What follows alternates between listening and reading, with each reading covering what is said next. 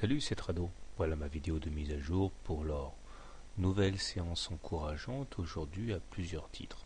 Tout d'abord, graphiquement, on voit qu'on vient de s'affranchir à la fois de la moyenne mobile à 7 séances et à la moyenne mobile à 20 séances.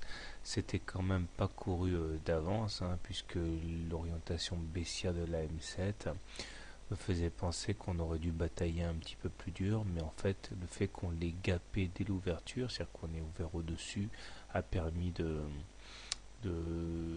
s'épargner quand même pas mal de sueur.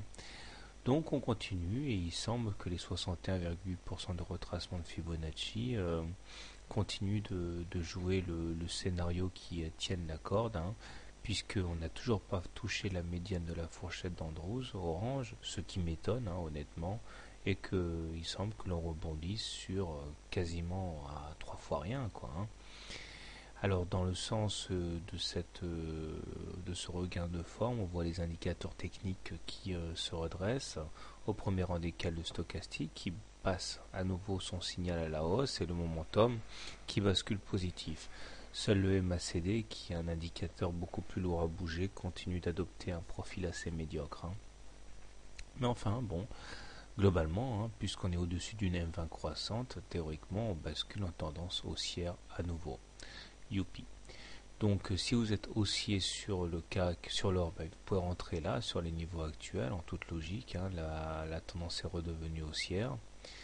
Vous pouvez également, pour les plus prudents, attendre la fameuse percussion contre la médiane de la fourchette d'Andrews pour rentrer. En tout état de cause, si on devait casser la fourchette d'Andrews à la hausse alors qu'on n'en a pas touché la médiane, eh bien ce serait un signal aussi assez puissant. On verra le cas échéant. Si vous êtes baissier par contre, alors là, soit vous attendez une incursion sous la M7, sous la M20 en espérant que la pesanteur va retrouver ses droits, soit vous attendez éventuellement un contact avec la Bollinger supérieure qui constituera un rempart contre la hausse à mon avis conséquent. Voilà, quant à moi, je rebascule haussier donc, puisqu'on est au-dessus d'une F20 croissante. Bonne soirée, bon trade, à demain.